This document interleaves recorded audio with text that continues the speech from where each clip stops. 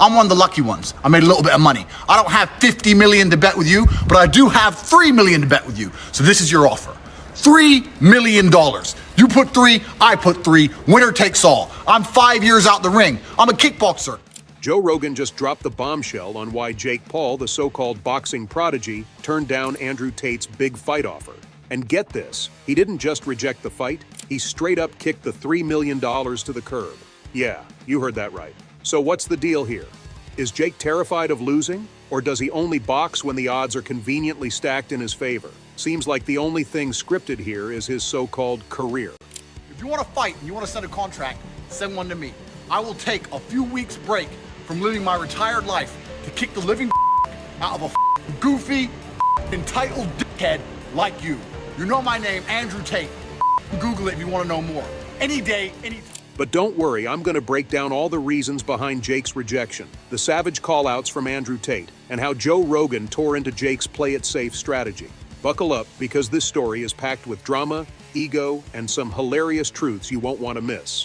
As a boxer? Yeah, there's no doubt about it. And listen, what Jake Paul has accomplished is he's fighting old guys. Yes. He's fighting, all he fights are old guys and whatever. But listen, say what you want, he wins. And he makes money. So he's doing his thing, you know? Work.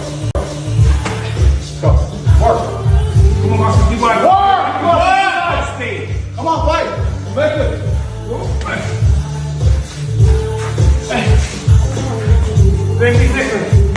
Come on, 20 seconds to work, Steve. Let's go. Come on, work. Good. Work. 10 seconds. Work. Because Jake Paul is the man who claims to take on all challengers conveniently, and now he ducks out the moment a real test shows up. And who better to expose him than Joe Rogan and Andrew Tate? If there's a handbook on how to dodge legitimate competition while screaming about being the best, Jake Paul probably wrote it.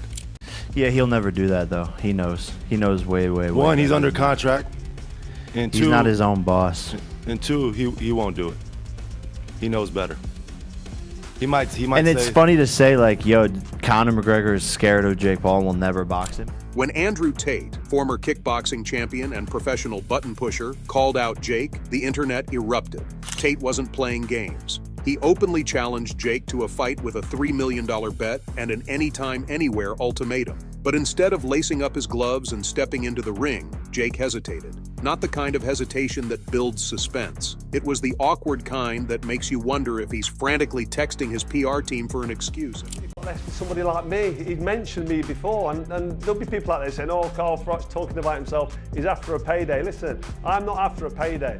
I'm doing all right. There's no problems with my finance. And then came Jake's brilliant pivot, fighting Mike Tyson. Yes, the 57-year-old retired legend who hasn't been in his prime since VHS tapes were still a thing. Jake, in his infinite wisdom, decided that boxing Tyson would be a better move than facing someone like Andrew Tate, who is not only in fighting shape but also unpredictably dangerous. It was a calculated move, sure, but it screamed one thing louder than anything else: fear. And we all know the fight was scripted, and he can't do a fight scripted with Andrew Tate. So when you see some of these crossover fights, obviously I know that you and Jake Paul have had your disagreements. Do you think that Jake's gotten better as a boxer? Yeah, there's no doubt about it.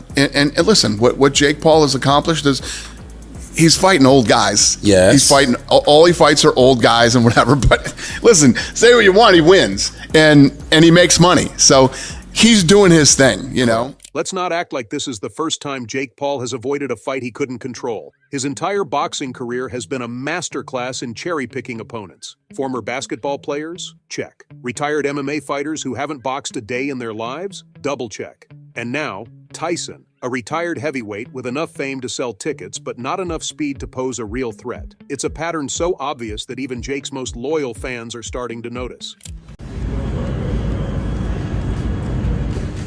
Joe Rogan didn't hesitate to call Jake out on his podcast, pointing out that Jake's strategy revolves around avoiding anyone who might actually beat him.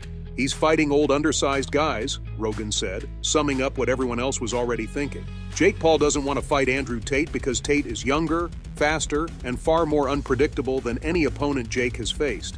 Rogan even went a step further, saying that Jake's reluctance to face Tate shows he's more interested in preserving his record than proving himself as a legitimate fighter. Two brothers, one cage.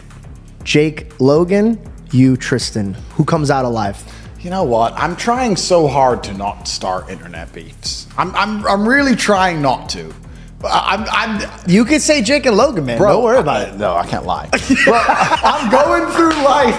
I'm trying to live peaceful now. I've got Fed agents in my house. Matrix is after me. I'm just trying to live peaceful. But of course, I have absolute faith in myself and my brother, and I know what we've been through, and I know the kind of men we are. Now let's talk about Andrew Tate for a second. This isn't some washed-up internet personality looking for a quick payday. Tate is a former kickboxing world champion with a chip on his shoulder and a point to prove. He didn't just challenge Jake Paul, he practically dared him to fight. His $3 million bet wasn't just a publicity stunt, it was a statement. Tate knew Jake wouldn't take the fight, and he wanted to make that fact as public as possible. Tate didn't stop at the initial call-out either. When Jake Paul ghosted him, he doubled down, calling Jake out again and pointing out the painfully obvious: Jake's entire career is built on fighting opponents he can script. There's a difference between training and being a fighter, Tate said, throwing one of the most savage truths at Jake's entire existence. Prime fighters destroy hobbyists. Andrew, fighter, legitimate, badass motherfucker, strong mentality. Sorry, Tristan Tate is the weak link. I say let's He got a bad shoulder. He's shaped like a gingerbread man. I don't want no beef, but that's delusion. PFO will set this up. A MMA double tag team match. 10 million for everybody. You might have a fight. You might have a fight on your. Jake's silence after Tate's second challenge was deafening. For someone who never shuts up when it comes to hyping his fights, Jake suddenly had nothing to say. His fans, who had been hyped about the possibility of a Paul Tate showdown, were left scratching their heads.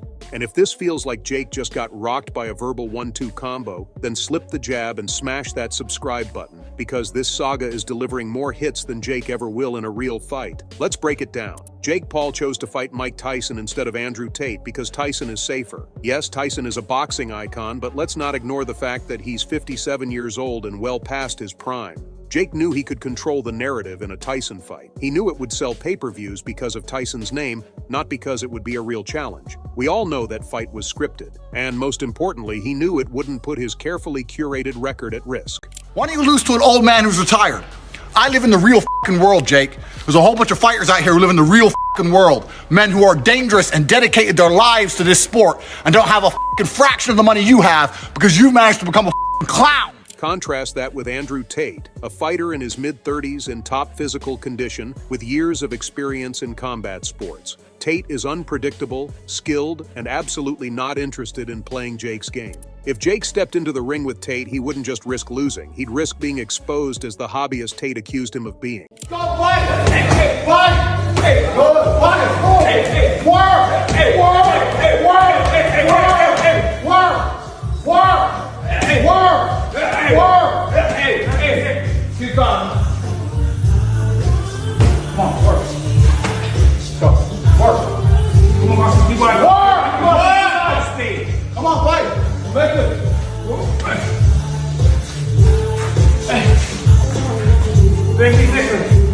Come on, 20 seconds to walk, Steve. Let's go, let's go, let's go! Joe Rogan once again didn't hold back when talking about Jake's decision to fight with a Tyson instead of Tate.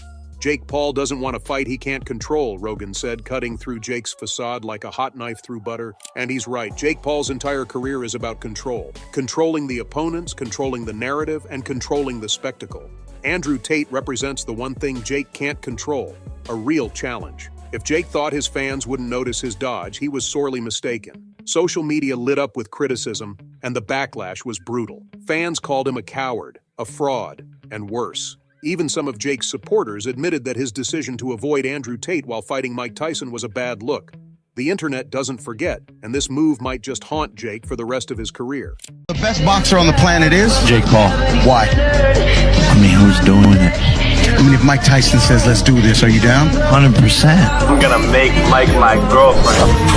Would you fight Mike Tyson? Again, no, because he's now old, and it would be an absolutely tragic shame to knock out an old version of his prime self. That doesn't feel fair. Prime Tyson would have ripped me apart in a boxing match, so to beat him when he's past his prime just feels dishonorable, and I'd feel dirty for doing that. So there's no amount of money on the planet that could convince me to fight. And let's not forget Tate's fans. They were more than happy to join the chorus of criticism, flooding Jake's social media with taunts and reminders of his unwillingness to step into the ring with a real fighter. Tate, of course, took full advantage of the situation, calling Jake out for being scared and reiterating his challenge. It was a masterclass in psychological warfare, and Jake had no response. I'm known as a fighter in a way that he never will be. I'm known as a fighter in the way that if you throw me in a cell with a murderer, a rapist, and 2 drug dealers, people look at me and go, okay, respect. He would have left with a higher male body count than his fiance. That's how he would have left. Joe Rogan's comments added fuel to the fire.